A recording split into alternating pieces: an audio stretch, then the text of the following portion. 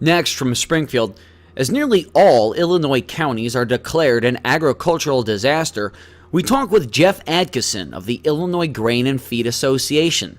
We hear how those who normally handle millions of tons in grain stand to lose millions of dollars in lost business. This runs about 20 minutes. Jeff Adkisson with the Grain and Feed Association. Thanks for joining us on the Illinois Channel. It's my pleasure, Terry. I'm looking forward to visiting with you. We are sitting here at the end of July in one of the worst droughts to impact the state of Illinois in decades. And as we sit here, everyone is reflected, I think, on the corn. They can see, and they've probably heard stories about how the corn is not growing as it should. And the soybean crop is, as I understand it, if we get rain soon, it may recover. But I have not heard the people that are your members, which are the grain operators, the grain elevator operators, I should say. What impact is this drought going to have on your membership? Terry, this is a unique situation we definitely have where we've experiencing, one of the all-time big droughts for our state, for our industry, for agriculture, and I think you are correct that the agribusiness side of it is something that is often overlooked. Our members, as you said, are the grain elevators and feed dealers throughout the state, all the way from large multinationals like ADM and Cargill and Consolidated Grain and Barge to small single family-run operations. And the impact it has for our members is that basically they're not going to get a paycheck this year. And it boils down to the fact that our members survive on volume. The more bushels they handle, the better off typically their income is going to be. Now when we're looking at significantly reduced volumes of both corn and probably soybeans as well, it means less volume for us to handle. So essentially you've got this situation where you've got farmers that they do have crop insurance and are able to, hopefully a lot of them anyway, be able to recover and keep their businesses intact. We're in an industry where we may not have any bushels to handle, any volume to handle, and as such, we have nothing that we can really make our revenue on. Fortunately, our industry has had 2 or 3 pretty good years the last several years, and I think a lot of our members have been able to not only spend some money and make some infrastructure improvements, but they've also put some back into their what they would call their working capital. It doesn't mean that we're not going to see a problem. I mean, there's going to be companies that are going to be spilling a lot of red ink this year, but hopefully they're going to be able to balance that with some of the reserves that they've got on hand and be able to move forward and handle this all right. I think most people who are not in the agricultural community, we all see these iconic images of the grain elevators, but we probably don't really know, a lot of us, what they do and how their business operates. And so I take it it's a high volume, low profit margin business, based upon what you're saying. Absolutely, absolutely. We're high volume, low margin. We're a commodity business. And anytime you're in a commodity business, when something is commoditized, you tend to get high volume, low margin types of situations. And that's a good point, is to probably bring up a little bit about who are our members and how they operate, how they make revenue. As I said, as we've said, our members are the grain elevators and feed dealers around the state of Illinois, and they're the ones that when you drive into a small town, they're that tall structure. Other than the water tower, that's probably the tallest structure in town. And essentially what the grain elevators function is to receive grain from the farmer. When they receive it, they'll dry it if it needs to be dried. They store it until the market conditions are right and the market says, hey, we want this grain. And then the elevator turns around and sells it onto a processor or a feeder or whatever, like poultry feeders or cattle feeders, whatever the case might be. But those are the 3 main areas that we have revenue. It's drying income, it's merchandising income, and it's storage income. So in a year like this, where we've got a crop that's probably going to come in dry, corn is typically the main commodity that needs dried. Very seldom we will ever dry soybeans. But when you have a corn crop that's coming in relatively dry out of the field, we probably won't have that drying income. Some years, in a good year, a farmer might get out there and harvest his corn in 20 to 25% moisture. We dry it down to around 15% moisture, so it'll store. and we won't, we will have very little of that drying income this year. The storage income, obviously that's based on volume. The more bushels you store, the more revenue you're going to generate. With this situation, with this year, is that farmers do have a lot of storage on their farms, and so the farmers may fill their own bins first, and there may not be much that comes to the elevator after that. And so we see that as a concern where we might not get much volume in the way of storage and storage revenue. And then you have the merchandising income, which is just simply once you have ownership of the commodity, the ability to be able to sell it on, pick up the basis in the marketplace when it's hedging, things like that, to be able to pick up the time value as time goes by, to pick up that revenue and the merchandising income there. So those are the three areas. Now we still probably have some opportunity for some merchandising income, but here again, it's a cents per bushel kind of thing. And if you have fewer bushels to handle, you're going to have less revenue. So between the storage, drying, and the merchandising income, those tend to be the three main ways that the grain elevators make their money in the communities. So we have this situation again. We have farmers may store the grain on their farm. There won't be as much to handle. The merchandising income may not be there as extensively as what it has been in some years. And it's just going to be a tough situation. And farmers, as we've talked about, they do have some crop insurance and can kind of help mitigate some of their losses. But in our situation, there is no really insurance product out there that you can buy to help protect the income of the grain elevator industry. We're one of those businesses out there. We're not crying, not going to cry at anybody about it, but it's just the nature of the business. We've been through this before. I'm sure we'll survive. There will be some that don't probably, but we hope that the majority, by far the majority, will be able to survive and work through this. Of those that, as you said, you've been through it before, there's been some dry periods before. To what extent do people within your industry think about there could be a drought and we better hold back some cash so we have working capital in case we have a really dry year? Well, I don't know as they dwell on that quite extensively. We are highly regulated by the Illinois Department of Agriculture. We have examinations every year. We have to have CPA audits every year. And so a lot of our bookkeeping and record keeping is pretty highly regulated, and some ratios that we need to keep and working capital requirements and things of that nature. So I think there's not a situation where they're spending a lot of time thinking about that, but it is always something that's in the back of their mind. As a risk that everyone recognizes right. It's out there. It's anytime in agriculture you got that risk. You've always got that weather risk, and nobody's really been able to figure out how to take that out of the equation yet. So I guess if somebody can figure out how to take that out of the equation, then there'll be a lot in agriculture to be forever grateful for them. But so we do have to deal with that, and year in and year out. The other side to that, though, is that when on our industry, as farmers continually produce more corn and soybeans, that means we have to handle more corn and soybeans typically year after year. And so we are having to consistently and regularly build infrastructure. When I'm talking about that, I'm talking about new grain bins to store the grain, new what we call the elevator legs, which is the piece of equipment that basically it's on a belt and it's got cups on it that takes the grain all the way to the top, and then it'll flow down into the grain bin. So we have to increase the capacity of all those pieces of equipment that tie together. And also grain is an abrasive product, so we are constantly having to replace different parts from year to year. And so you've got all this, you need to increase your capacity, and that costs a tremendous amount of money anymore. And you're trying to do maintenance and proper operations as we move forward.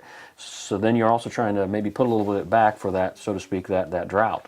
And so it's a very complex business that is a challenge. And we've got a lot of great managers out there in the country that have that a high degree of good business sense, that have been able to maintain and be able to grow their businesses. How many grain elevators are there, do you know, in the state? And do you know offhand, which we often hear the family farm, to what extent, what percentage more or less are corporate owned and are mom and pop operations?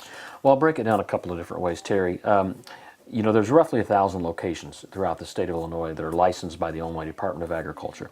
Of those 1,000 locations, there's probably about 290 companies that own those 1,000 locations. So in other words, each company has more than one location, typically. A lot of those companies are cooperatives throughout the state of Illinois, and so they are farmer-owned, but they're run by, professionally managed and run by a board of directors that are typically farmers. But those probably handle the cooperatives probably handle 60 to 65% of the grain throughout the state of Illinois. The privates, as we call them, which could include large corporate ownership like ADM, or maybe just like just outside of Springfield, there's a company called Ramsey Grain. It's just a family-owned operation. They've got a couple of locations, 2 or 3 locations, but we're seeing fewer and fewer of those family-owned operations. So we've probably got about a 60-40 split between the privates or corporate, I guess you could say, and what the cooperatives handle throughout the state of Illinois. And roughly how many people are employed, do you, in the industry? We've got around 5,000 full-time employees, and we in a typical year would employ roughly another 5,000 part-time. We're probably about a $13 billion industry in the state of Illinois. Many people don't think about the grain industry being that big, but if you stop and think about where the farmer gets his paycheck, the farmer's getting his paycheck from the grain elevator. I was going to say, we haven't really touched on that. As I maybe can tell you what I'm interpreting as the business, it's kind of almost like the farmer's bank in a way. They put their product there instead of as we put our money for storage. They put their product there. The price between the time they harvest it and as the months go by could rise in value, or could fall in value. So it's a little bit to that end, I suppose, not like having it in the bank, but maybe like having it in the stock market. As stocks go up and down, the price of corn and soy goes up and down. Well, you're exactly right, and that's one of the reasons our industry is highly regulated by the Illinois Department of Agriculture, because we are not, we may not be storing dollar bills, but we're storing something that can be easily converted to dollar bills. And so we are storing that farmer's money, essentially. And so that's the part of the reason that there is an issue like that. And yeah, we will, if the farmer is storing it, he's storing it in hopes that the price will go up. He's never storing it in hopes the price will go down, but he's always storing it in hopes it'll go up. And there's also the grain industry has a number of tools at their disposal that farmers use in the way of marketing tools, different types of contracts. That one, for example, is something called a price later contract, where essentially the farmer can go ahead and give title of the grain to the grain elevator, and then they can go on and move it out if they need to. But then there's an agreement that the farmer can choose a price at a later time and set a price at a later time to be able to put his commodity to price his commodity that way. How long can you store grain, by the way? Well, it probably gets more down to 2 or 3 factors. One, that it is a biological organism, and so it will only store for so long before it starts to just crumble and deteriorate. With corn, it's several years before you need to worry, before it gets very bad. Soybeans probably they need to be moved on out fairly soon as well. The other thing is, when they're paying an elevator for storage, how long do you want to pay somebody else to store it? And so we don't like to store really much more than a year or two's worth of corn. Probably not much more than that on soybeans either, just because of the natural deterioration that occurs as a biological entity. And that's one thing we may be looking at this year as we look at a dry crop, is that the quality is, we don't know what the quality is going to be like yet as it comes in. It could be a real poor quality crop that maybe doesn't store very well. Maybe the kernels don't fill out completely like they should, and they won't store as well. Another issue that we get concerned with in a year like this is something. It's essentially a mold that grows on corn. They're called mycotoxins, and there's one that the particular mold is called Aspergillus, and it produces a toxin called aflatoxin. And so if the corn comes in with this mold on it, if it doesn't get dried down real quickly, that mold can continue to grow. So we have to be very cognizant of that as we move through the drying and conditioning and storage of our crop this fall. So that's another concern that's out there that we don't know that it's going to happen, but this particular mycotoxin tends to occur more in years when there's drought stress, and in years when it's dry, then the crop is under stress. Now, as we tape this again at the end of July, the thing is, well, first of all, what your product is, what's it primarily used for? Is it for animal feed? Is it for sweetener, like high fructose corn syrup?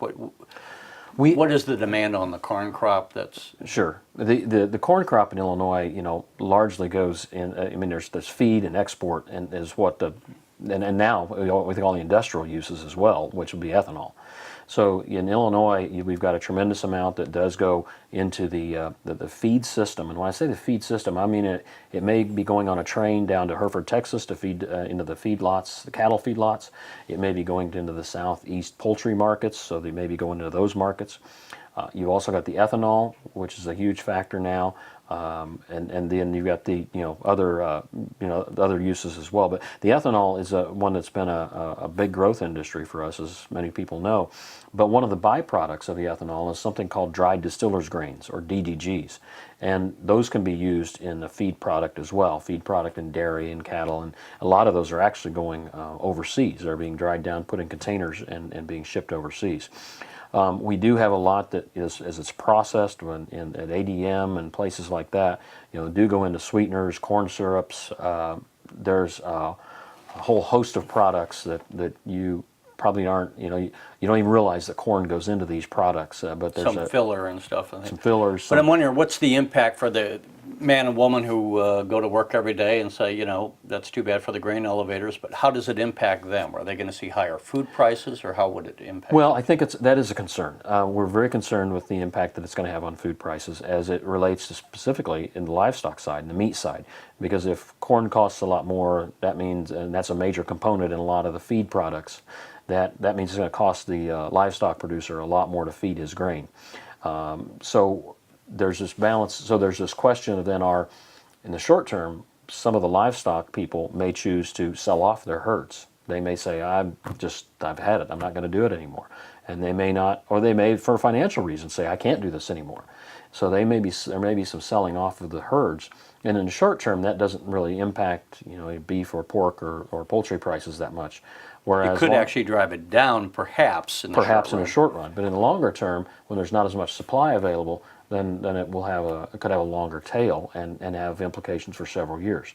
And I guess the real question, and for some comes that some would say, well, so what? We'll get our beef, or we'll get our poultry or our swine or our pork from someplace else. We'll get it from another country. Well, that's possible. Although the feed. The feed systems our feed system goes throughout the world, and we're feeding a lot of the exports we have are going to feed livestock in other parts of the world, and there's not as much to export.